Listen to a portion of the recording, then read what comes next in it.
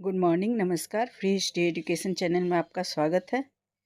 तीसरक्षिता क्या मौर्य साम्राज्य के पतन की कारण थी? आज इनकी जानकारी लेते हैं। प्लीज़ हमारे चैनल को सब्सक्राइब कीजिए। वीडियो पसंद आए तो देख के लाइक और शेयर जरूर कीजिए। अशोक की 4 रानियाँ थी। तीसरक्षिता सबसे छोटी और कम उम्र की थी। मौर्य साम्राज्य का पतन किसी एक कारण से नहीं हुआ था। पतन के अनेक कारण थे। उन्हीं कारणों में से एक कारण तीसरक्षिता को माना जाता है।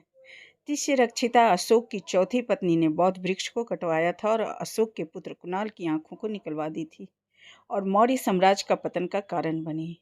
आज इन्हीं बातों की जानकारी लेते हैं कि किस प्रकार तीसरक्षिता ने मौर्य साम्राज्य के पतन के कारण बनी।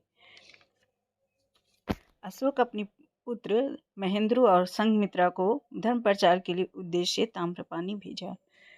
यहाँ के राजा तीस से अशोक से प्रभावित होकर बौद्ध धर्म को अपनाए थे और बौद्ध धर्म को राजधर्म घोषित किया था। एक बार राजा तीस अपने बगीचे में भ्रमण कर रहे थे। उस समय एक जहरीले सांप ने उन्हें काट लिया। एक परिचारिका ने अपने मुख से राजा के पैर से रक्त निकालकर विष को बाहर कर दिया और राजा होश में आ गए और परिचारिका वहीं मूर्छित हो गई। बाद में राजा तीस ने दरबार में परिचारिका को बुलाया और पदोन्नति दिए, सम्मानित किया और तीसरक्षिता का नाम दिया। जब महेंद्र और संघमित्रा वापस लौट रहे थे तो राजा तीस ने बहुमूल्य उपहार तथा तीसरक्षिता के नेतृत्व में दास दासियों को अशोक के दरबार में भेजा। सुंदर तीसरक्षिता को पहली नज़र में ही अशोक पसंद कर लिए। अशोक की पत्नी असंघमित्रा को पटमहिषी के पद से हटा दिया गया। अशोक ने तीसरक्षिता से विवाह कर उसे पटमहिषी पद पर रख दिया और धीरे धीरे तीसरक्षिता राजनीति में रुचि लेने लगी और अपने निर्णय और सोच को अशोक के माध्यम से दरबार में रखने लगी। अपने आदेशों को अशोक के माध्यम से लागू करवाती थी। अशोक के साथ उसका बेमेल विवाह था। जब उसने अशोक के पुत्र कुणाल को देखा तो तीसरक्षिता कुणाल की ओर आकर्षित हो गई।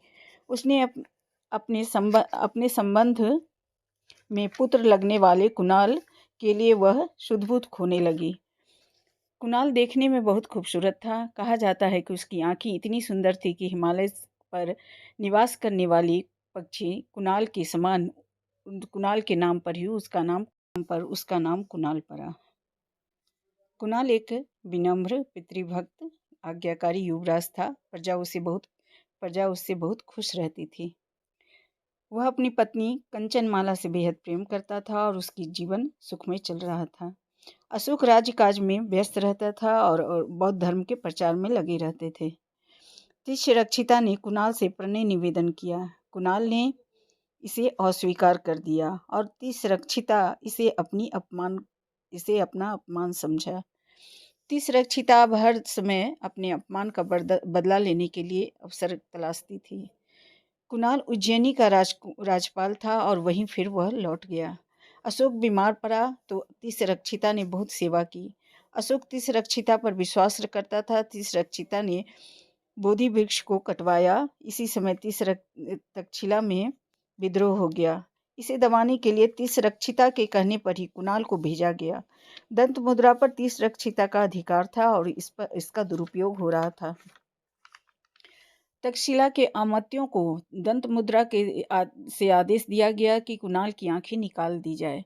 जैसे ही कुणाल को राज्यादेश मिला, उसने बदिकों को बुलाकर अपनी आंखें निकलवा दी। कहा जाता है कि अशोक ने अमात्यों को पत्र लिखकर युवराज को तक्षशिला की परिस्थितियों से अवगत कराने को कहा था। यहाँ तीसरक्षिता ने अशोक के शब्द अधियव को बदलकर अंधियव कर दिया। अशोक को इसकी जानकारी मिली तो उसे गहरा शोक हुआ। उसने इसकी जांच की तो उसे तीसरक्षिता के दोष होने का सबूत मिला। तीसरक्षिता ने निर्भय पूर्वक अपने अपराध को स्वीकार कर लिया। अशोक ने तीसरक्षिता को जीवित जलाने की आज्ञा दी। अशोक की मृत्यु के बाद कुणाल राजा बना। एक अंधे शासक का शासन कैसा हो सकता है? छोटे छोटे विद्रोह आरंभ हो गए और मौर्य साम्राज्य कमजोर पड़ने लगा। साथ ही पतना अवस्था में आ गया और धीरे धीरे इसका पतन आरंभ हो गया।